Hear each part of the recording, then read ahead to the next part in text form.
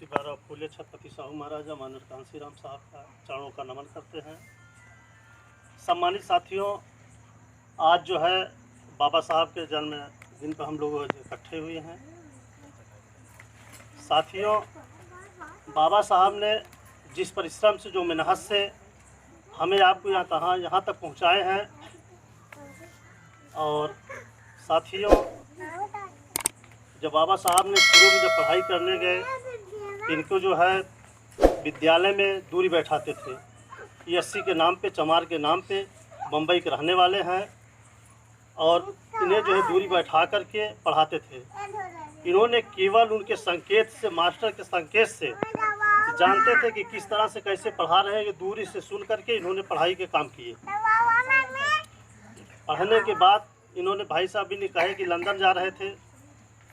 London वास्तव में गए थे और वहाँ जब जा रहे थे तो उनके बेटे भी ख़त्म हुए और उन्होंने कहा, सही है, इन्होंने बताए कि छोड़ करके अपने बच्चे के, उन्होंने कहे कि हम एक के चक्कर में पूरे देश के बच्चे, देश के लोग चले जाएंगे।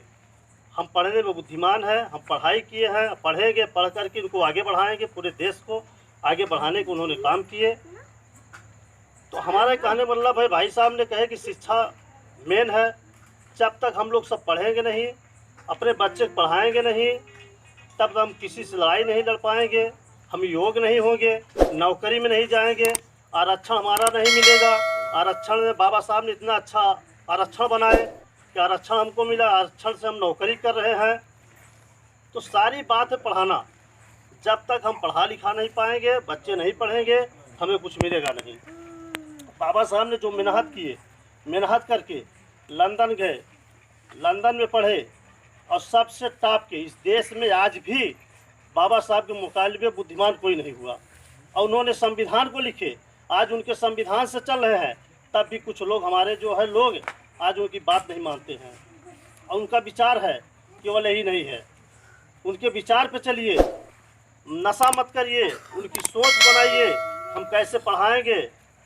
और बाबा साहब ने कहे थे, जब इनको लोग सम्मान नहीं करते थे तो उन्होंने कहा कि आपने मांस खाना बंद कर दीजिए तो आपको सम्मान मिलेगा।